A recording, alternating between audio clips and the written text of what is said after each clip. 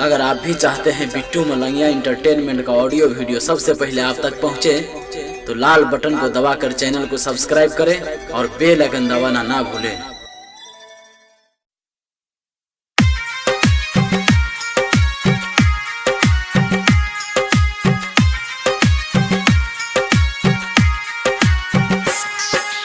अखन अपने सब सुन रहा छी बिट्टू मलंगिया इंटरटेनमेंट के।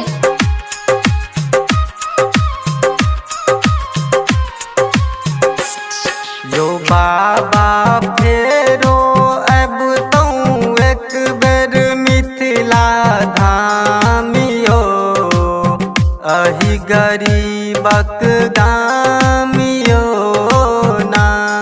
यो भोला फेरो अब तू एक बेर मिथिला धामियो, अहि गरीबक दामियो ना।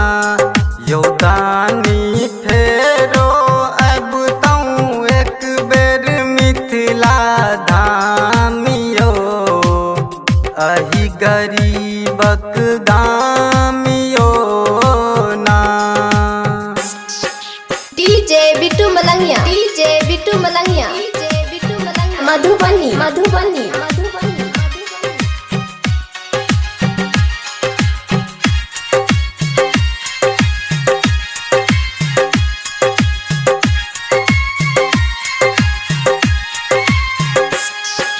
फूल गंगा जल बेल पात्र चढ़ेलौं, तैयो हमरा आन बनेलौं। फूल गंगा जल बेल पात्र चढ़ेलौं, बाबा हमरा आन बनेलौं। यो भोला नित दिन बहारब आही के दलानियो, अहि गरीबक दामियो ना।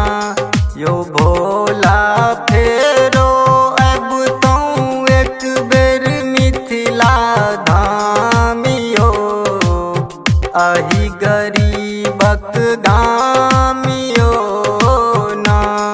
यो बाबा फेरो अब तू एक बेर मिथिला धामियो, अहि गरीबक दामियो ना।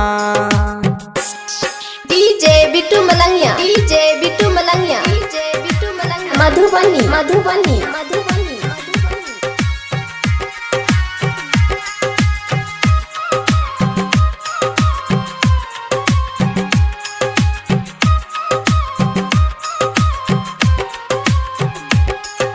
दानी बनियो नहीं एहन कठोर, दऽ के हमरा विपैत के बोझ। दानी बनियो नहीं एहन कठोर, दऽ के हमरा विपैत के बोझ। बाबा अजित सुजित के राखब कनिये ध्यानियो, अहि गरीबक दामियो ना। यो बाबा फेरो अब तू एक बेर मिथिला धामियो, अहि गरीबक दामियो ना। यो दानी फेरो अब तू एक बेर मिथिला धामियो, अहि गरीबक दामियो ना। यो बाबा फेरो अब तू एक बेर मिथिला धामियो, अहि गरीबक दामियो ना।